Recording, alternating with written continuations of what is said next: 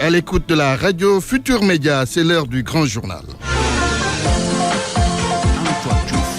Au sommaire, situation pas du tout rassurante en Gambie à 48 heures de la fin de l'ultimatum de la CEDEAO. À la gare routière Les Beaux Maraîchers de Dakar, de nombreux ressortissants du pays de Yaya Jammeh ont débarqué entre dimanche et aujourd'hui.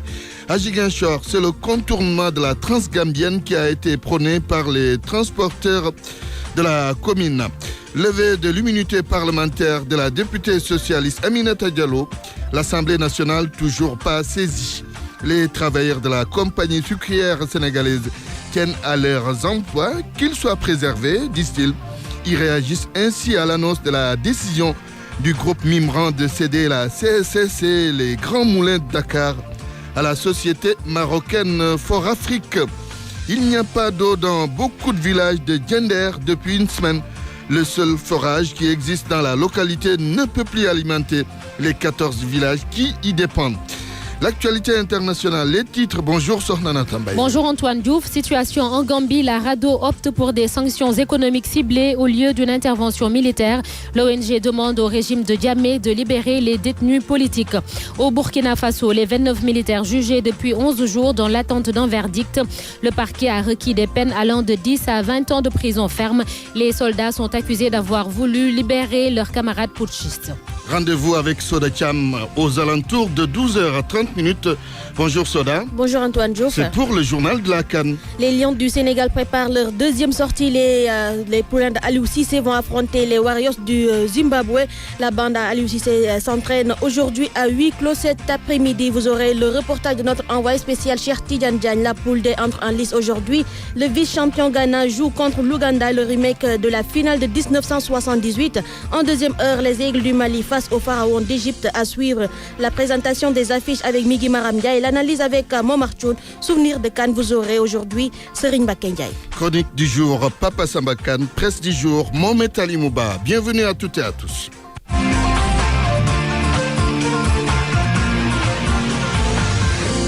Antoine Diouf. Mesdames, Messieurs, bonjour. Les transporteurs de Ziguinchor qualifient de critique la situation actuelle qui prévaut en Gambie. Pour parer à toute éventualité, ils prônent le contournement de la Transgambienne. Ils vont recueillir aussi l'avis de leurs collègues de Karang et Caraïbes. Ziguinchor, Laminba. À l'issue d'une assemblée générale restreinte qu'ils ont tenue ce matin, les transporteurs de la région de Ziguinchor ont décidé de sensibiliser leurs collègues chauffeurs pour les inciter à contourner la Gambie dès ce soir du fait de l'incertitude qui y est présagée le 19 prochain. Baba Diouf, premier vice-président de la gare routière de Ziguinchor. On a des craintes comme tout Sénégalais, comme tout être humain. La situation est un peu critique. Notre objectif est de contourner la Gambie pour le moment. C'est ça qu'on a parlé avec les gars. Nous voudrions passer par Tamba en attendant l'évolution de la situation. C'est pas prudent. Demain c'est le 18, c'est pas encore prudent pour passer par la Gambie. C'est ce qu'on a conclu. Les transporteurs annoncent une autre réunion dans la journée pour recueillir l'avis de leurs collègues des localités de Karang et Caraïbes pour adopter une position définitive dans la soirée. Avant ce soir même, on va essayer de les contacter. Si toutefois qu'on a trouvé un accord, on va appeler les chevaux d'ici ce soir, d'ici 18h, pour leur dire que c'est ça qu'on a arrêté. D'autre part, Baba Diouf et ses camarades annoncent avoir réduit les tarifs pour les réfugiés gambiens qui fuient leur pays. Et là-dessus, ils saluent, disent-ils, l'esprit de compréhension des forces de sécurité pour l'indulgence dont ils font montre compte tenu de l'urgence de la situation. Nos collègues, je les remercie d'abord de passage. Bon, ils n'encaissent pas les tarifs normaux. Tu vois une personne qui est avec sa famille, toute sa famille, il n'arrive même pas à payer les tarifs normaux. Sincèrement, on les aide. Aussi, nous remercions les policiers et les gendarmes. Vraiment, les gendarmes le laissent et les policiers. Les chauffeurs aussi, ils ont réduit les tarifs, ils n'encaissent pas les bagages. Ça, c'est les réfugiés gambiens. C'est les réfugiés gambiens, oui. La date du 19 janvier qui correspond à l'investiture du président Barrow retient l'attention de tout le monde ici à Ziguinchor. Pendant ce temps, les réfugiés gambiens qui affluent en masse vers les régions sud vivent dans le désarroi total.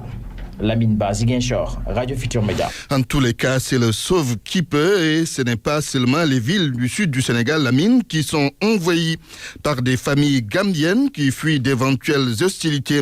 Mais il y a aussi Dakar qui reçoit des réfugiés gambiens. Beaucoup sont arrivés dans la capitale sénégalaise. Ils sont passés pour la plupart par la gare routière Les Beaux Maraîchers. Reportage sur place, Salif Sow. Gare routière régionale de Dakar, nous sommes au Beaux Maraîchers. Valise en main, cette native de Serekunda est fraîchement venue de la Gambie. La situation est confuse en Gambie. Personne ne veut rester là-bas. C'est la raison pour laquelle nous sommes là. 200 à 300 personnes ont quitté notre quartier pour venir ici. Adama Top n'a pas fait le chemin toute seule. La jeune fille de 22 ans est avec sa mère amie et 2 autres membres de sa famille. Une famille en lambeaux. Ma mère et mon père sont restés à la maison. C'est notre maman qui nous a même payé des tickets de transport. Non, nous n'avons pas la conscience tranquille. Mais que faire? Nous n'avons pas le choix. C'est très compliqué. Gagné par la peur, ce jeune mécanicien d'origine guinéenne a quitté chez Yaya Jammeh à bord d'un bus. Une bouteille d'eau et un petit sac à la main droite. Lamarana Bari regrette. Yaya Jammeh doit laisser le pouvoir à son ami, mais il n'a pas voulu accepter. Raison pour laquelle nous, on ne peut pas rester dans le désordre. Ça ne va pas du tout là-bas. Il n'y a pas de travail, tout le monde fuit, tout le monde a peur. Le pays est quasi paralysé. Les Gambiens quittent leur terre natale en grand nombre. Ahmad Kamara, chauffeur sénégalais. Je fais le trajet Karang-Dakar. Les passagers sont nombreux à la frontière. Hier seulement, 8 bus, 14 minicars et de 7 places remplies de Gambiens sont venus de là-bas. Yaya Jammeh s'entête, les militaires campent sur sa position. Pour lui, il n'est pas question de quitter la tête du pays. Une intervention militaire n'est pas écartée. Salif Sow, Pékin, Radio Futur Média. L'ambassadeur de la France à Dakar, nous venons de la voir. Il s'est prononcé sur la crise gambienne. Christophe Bigot dit soutenir la CEDEAO. Il est au micro de Moussa Oumar Gueye. Alors en Gambie, comme vous le savez, un président a été élu, Adama Barrow, à l'issue d'un scrutin démocratique. Ce président élu a été reconnu par l'ensemble de la communauté internationale, la CEDEAO, le Conseil de sécurité, l'Union européenne. Et la France soutient pleinement les efforts de la CEDEAO, du Sénégal, pour faire en sorte que le président élu puisse prendre ses fonctions en toute légalité, de manière parfaitement légitime, jeudi prochain, donc le 19 janvier. Et c'est important pour la Gambie, c'est la victoire de la démocratie. C'est important pour le Sénégal, car je suis sûr que c'est un gage de bonnes relations entre 2 États démocratiques. Et c'est aussi important pour l'ensemble de l'Afrique de l'Ouest, qui verrait ainsi, je dirais, cette révolution démocratique s'achever, puisque totalité des pays d'Afrique de l'Ouest aujourd'hui connaissent à la fois d'ailleurs non seulement un régime démocratique, mais aussi une forte croissance économique. Voilà donc des signaux très positifs, et c'est pour ça qu'il est essentiel que nous soyons présents et que nous puissions tout faire pour que le président Adama Barrow puisse s'installer dans ses fonctions le jeudi 19 janvier. Et nous suivons de très près les efforts de la CEDEAO. Comme vous le savez, ce sujet a été discuté en marge du sommet Afrique-France à Bamako. Les chefs d'État se sont réunis pour soutenir tous les efforts nécessaires à ce que le président Adama Barrow puisse être investi jeudi prochain. Christophe Bigot, ambassadeur de la France à Dakar, déclare que son pays soutient la CEDEAO. Il est 12h08. RFM, fréquente modulation 94.0, la radio en puissance. Antoine Diouf. Affaire Bamba Fall et compagnie. Malgré toute la polémique qu'il y a autour de ce dossier, l'Assemblée nationale n'est pas encore saisie pour la levée de l'immunité parlementaire de la députée socialiste Aminata Diallo. Une fois saisie, le Parlement aura quelques jours avant de convoquer une plénière. El Hadj Daouda Diouf. Conformément au texte de loi, le procureur de la République doit adresser à sa tutelle, c'est-à-dire au ministre de la Justice, garde des Sceaux, une demande de levée de l'immunité parlementaire du député mis en cause. Cette demande est transmise par le ministre de la Justice au président de l'Assemblée nationale. Après réception, la demande est soumise au bureau de l'Assemblée nationale qui en fait part à la conférence des présidents pour mettre en œuvre la procédure conformément au texte des lois réglementaires pour traiter de la demande. Une fois ces 2 réunions terminées, la procédure prévoit la convocation de la commission des lois, de la décentralisation du travail et des droits humains. Cette commission institue une commission ad hoc composée de 11 députés issus des groupes parlementaires de la majorité de l'opposition et des députés non inscrits. Une fois le concerné entendu par la commission, la résolution est soumise à la séance plénière de l'Assemblée nationale. Les députés en séance plénière et à main levée sont appelés à voter oui ou non pour la levée de l'immunité parlementaire du concerné. En ce qui concerne le cas de la députée Aminata Diallo, on apprend que jusqu'à la date d'aujourd'hui, aucune demande de levée de l'immunité parlementaire de la députée socialiste n'est parvenue à l'Assemblée nationale, même si déjà deux camps se dessinent. Un pour le oui, un autre pour le non de la levée de l'immunité parlementaire de la députée socialiste Aminata Diallo.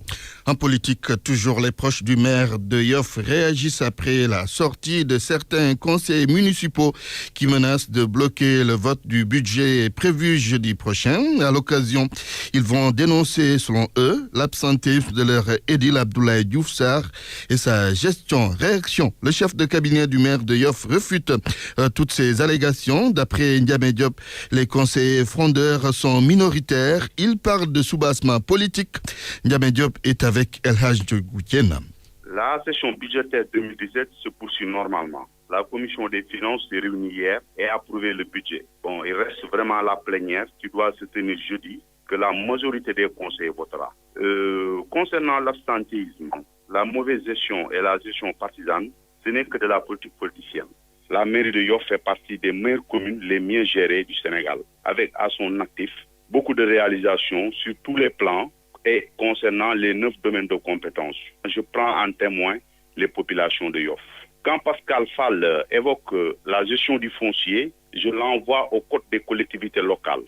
La mairie n'a pas prérogative de morceler des terrains, d'autant plus qu'aucun terrain n'est immatriculé au nom de la commune de Yoff. Pour revenir à la politique, tous les responsables qui se cachent vraiment derrière ce jeune Pascal ont été des candidats malheureux en 2017. Et aujourd'hui, c'est des gens aigris. La mairie de Yoff, Abdoulaye Diouf Sarr les a battus, donc en plaque couture et largement donc lors des élections 2012. Aujourd'hui, nous préparons activement les élections législatives. Et rien ne peut ébranler le ministre Abdoulaye Diouf Sarr dans sa quête de donner une majorité confortable au président Macky Sall à Yoff et dans tout le département de Dakar. Sur les 70 conseillers, il n'y a que 6, n'est-ce pas, donc qui sont contre et ils sont dans le droit. Ils peuvent voter non. Ça, c'est le problème. Sur RFM, au moins, on a des informations sûres et utiles. RFM, la radio de toute l'actualité. 12h12, le groupe Mibran va céder la compagnie sucrière sénégalaise Les Grands Moulins de Dakar et d'Abidjan à la société marocaine Fort Afrique. Cette annonce parue dans Jeune Afrique fait réagir des travailleurs de la CSS à Richard Toll. Si certains refusent de croire à cette décision, d'autres veulent tout simplement que les emplois soient préservés. Vous entendrez le reportage d'Alou Seynou Diagne lors de nos prochaines éditions. Entre le groupe Mibran et le Sénégal, c'est une longue histoire. Ce géant de l'agro-industrie a réussi à s'imposer comme roi du sucre dans notre pays. El Hadj Ndiogoudienne. L'aventure Mimran démarre dans les années 1970. Le père fondateur, Jacques Mimran, se voit attribuer par le président Léopold Sédar Senghor 10 000 hectares de terres arides désertiques à Richard Toll. Il irrigue ces terres et fonde la compagnie sucrière sénégalaise en 1972. La CSS, c'est plus de 6 000 employés et 100 000 à 120 000 tonnes de sucre par an.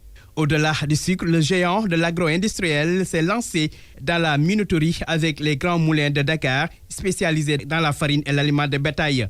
Les Grands Moulins produisent 6 000 tonnes de farine et 100 000 tonnes d'aliments de bétail par an. Après la mort du père Jacques Mimran en 1975, ici même à Dakar, le fils Jean-Claude s'installe à la tête de l'Empire. Il parvient à fructifier la fortune avec ses deux frères. Le groupe investit le secteur bancaire. Il était jusqu'en 2008 actionnaire principal de la CBAO, la compagnie bancaire de l'Afrique de l'Ouest. Mais Mimran va finalement céder ses actions à la banque marocaine Attijari Wafa Bank. Le groupe industriel est le plus grand employeur privé du Sénégal avec une masse salariale estimée à 18 milliards de francs CFA. Dans le cadre de sa politique de diversification, le groupe Mimran envisage de se lancer dans les phosphates et le ciment au Sénégal. Des projets que le repreneur marocain Fort Afrique va certainement concrétiser. Preuve de sa puissance financière, Jean-Claude Mimran était en 2015 la 48e plus grosse fortune en France. El Hadj Ndiogou Diène, plusieurs villages de Diender n'ont pas d'eau depuis une semaine. Situation difficile que vivent les populations de cette zone du département de Thiès. En fait, c'est qu'il existe un seul forage pour 14 villages, mais une promesse d'un autre forage leur a été faite par les responsables politiques apéristes de Diender. Correspondant Cheikh Anta Diop.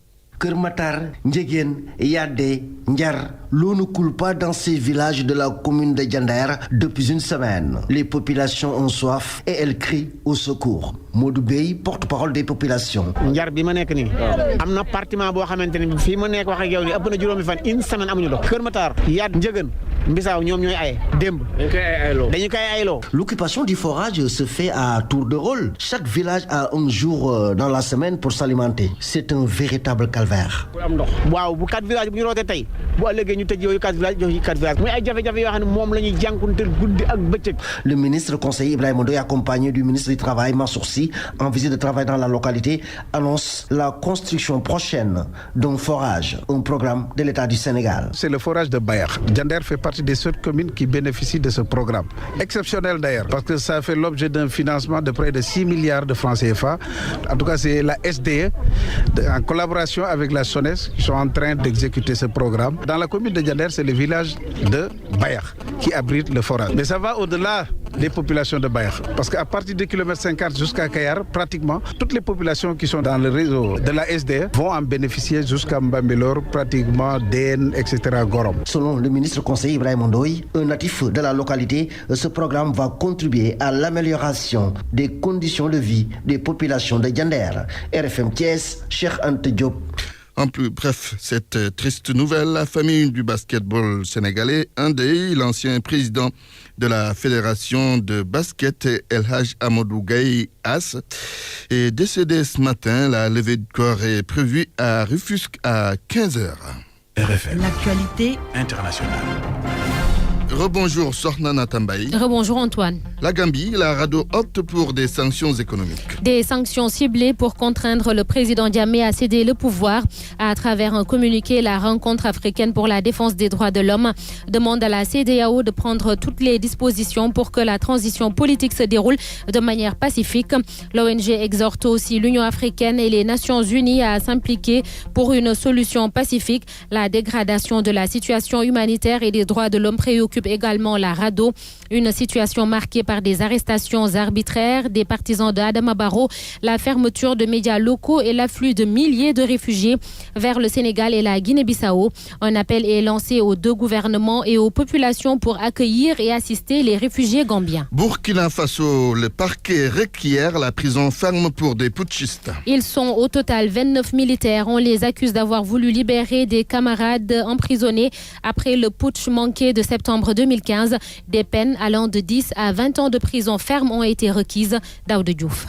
Les 29 prévenus jugés depuis 11 jours sont accusés d'avoir planifié l'attaque de la maison d'arrêt et de correction des armées ainsi qu'un dépôt d'armes pour libérer notamment le général Gilbert Diendéré, cet ancien chef du régiment de sécurité présidentielle burkinabé.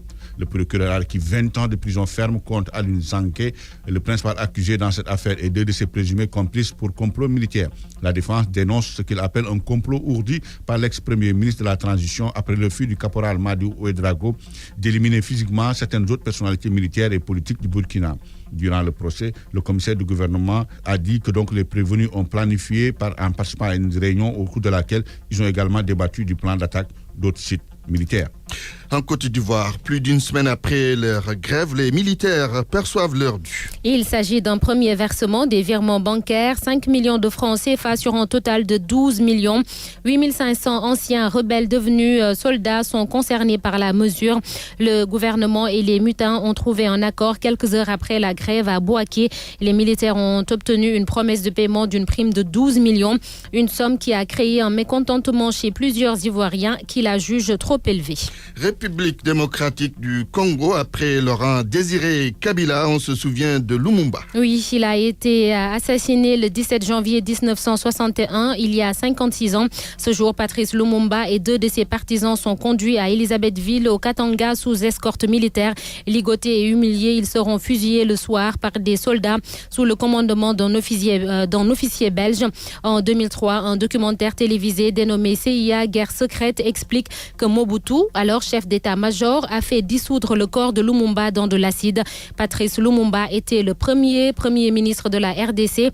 De juin à septembre 1960, RDC toujours, les affrontements entre Pygmées et Bantous sont de plus en plus mortels. En 6 mois, on compte 158 morts et des milliers de déplacés. À Wambaye. Les forces armées congolaises ont déployé ce week-end des renforts dans le territoire de Moba, nouvel épicentre de la crise qui oppose les Pygmées de l'ethnie Tawa aux populations bantoues. La semaine dernière, selon le site RFI.fr, il y a eu un regain de violence extrême. Des affrontements ont eu lieu le 13 janvier dans la zone de Maseba, à 25 km de la ville de Moba. Des villages ont été incendiés et les populations sont en train de fuir vers d'autres villes. En une semaine, 24 personnes ont perdu la vie, 4 Bantous et 20 Pygmées. Les victimes sont principalement des femmes. Et les Nations Unies s'inquiètent d'ailleurs de la recrudescence des violences subies par les femmes, notamment des violences sexuelles. Les autorités locales tentent d'apaiser la tension, mais elles se heurtent à la méfiance de 2 communautés en conflit. Nous bouclons avec l'Ouganda où la grippe aviaire a fait son apparition. Plusieurs cas ont été enregistrés. Les zones les plus touchées sont les régions situées le long du lac Victoria. Jo Marone. L'Ouganda touché par la grippe aviaire, le virus détecté chez les oiseaux migrateurs, des canards domestiques et des poulets. Les autorités qui ont pris très au sérieux le problème ont entamé une campagne de sensibilisation communautaire pour éviter la propagation de la maladie chez les humains. Les premiers rapports d'oiseaux sauvages morts ont été faits en début d'année. Les communautés locales ont déclaré avoir vu de nombreux cadavres d'oiseaux migrateurs qui se déplacent en Ouganda pendant l'hiver. Des tests effectués ont pu confirmer qu'il s'agit bel et bien de la grippe aviaire. Des échantillons provenant de canards et d'un poulet dans un district s'étaient également révélés positifs. Aucun cas de contamination humaine n'a été encore signalé, mais le gouvernement a envoyé des équipes d'urgence dans les localités concernées pour recueillir les oiseaux morts. Il s'agit ainsi de la première flambée de grippe aviaire en Ouganda qui préoccupe tout un pays. Merci Jo Marone. Voilà Antoine, c'est tout pour l'actualité hors du Sénégal. Et je vous remercie Sornanata. RFM, la chronique du jour. La chronique de Papa Sambakana. La Gambie est assurément une malédiction pour le Sénégal. On pourrait croire qu'il faudrait plutôt parler de la Gambie sous Jammeh. Mais non. Cette absurdité géopolitique, sociologique, culturelle de faire de l'entité sénégambienne 2 nations distinctes, l'une carrément dans l'autre, ne pouvait être l'œuvre que de colons, anglais et français, qui n'en avaient rien à faire de ce qu'ils léguaient à leurs anciennes colonies. Pressurés des siècles durant, traits comme des vaches à lait, avant d'être jetés hâtivement dans la nature, avec l'étiquette indépendant sur le front. Il y a trop à dire sur cette question. Disons-en un peu de ce qui relève des grandes problématiques historiques, géopolitiques, économiques invoquées tantôt, pour focaliser sur ce que cette nation qui, comme un cœur qui battrait à un rythme non synchronisé avec le corps qui l'habite, fait payer si cher au Sénégal cette cohabitation que ni elle, ni notre pays n'ont décidé. En réalité, il n'y a qu'une chose à dire et admettre définitivement. La Gambie n'est, en tant qu'État, ni viable, ni fiable. Et c'est parce qu'elle n'est ni viable, ni fiable qu'un Yaya Jammeh y est possible. Il y a 36 ans déjà, un Kukoy Samba Sagna tombé dans ne sait quel arbre avait failli y être possible suite à un coup d'État folklorique. L'intervention de l'armée sénégalaise, commandée alors par Abdou Diouf, à la demande du président Daouda Diawara, avait étouffé dans l'œuf ce putsch aventureux et forcément sanglant. Diouf, alors conscient de l'absurdité de porter comme un enfant non désiré un pseudo-État, véritable bombe à retardement dans le ventre de notre pays, imposa une confédération sénégambienne sous sa présidence et son homologue gambien fut fait vice-président. Aujourd'hui est venu le temps, l'histoire se répétant, avec ce qui n'est ni plus ni moins qu'un coup d'État perpétré par Jammeh, de regretter encore une fois que Diouf n'ait pas osé aller plus loin qu'une confédération en 1981 quand il sauva la mise à Diawara. Parce que 9 mois seulement après avoir signé l'acte instituant la confédération, ce dernier trahira son engagement. Beaucoup de Sénégalais n'avaient pas attendu ce parjure ingrat pour penser que Diouf avait été bien naïf ou timoré en s'arrêtant à mi-chemin de sa logique. Et certains de dire leur déception de ne l'avoir pas vu annexer purement et simplement la Gambie. Les mêmes doivent aujourd'hui retrouver dans leur bouche le goût de leur amertume d'alors. Parce qu'un chef d'État grand guignolesque, qui se prend tantôt pour un roi, tantôt pour un chaman guérisseur, défie la loi et la simple raison. Notre pays se retrouve dans l'œil du cyclone. Quelle que soit l'issue de ce bras de fer imposé par Jammeh, notre pays sera encore en train de tourner en rond autour du fond véritable du problème, en attendant la prochaine crise politique ou sociale en Gambie, si rien de plus décisif qu'extirper Jammeh de son palais n'est fait. Nous avons le chef d'État gambien fraîchement élu réfugié chez nous, pendant que ses compatriotes par milliers fuient leur pays. Qu'ils s'en échappent par l'Est, le Nord ou le Sud, ils entreront au Sénégal.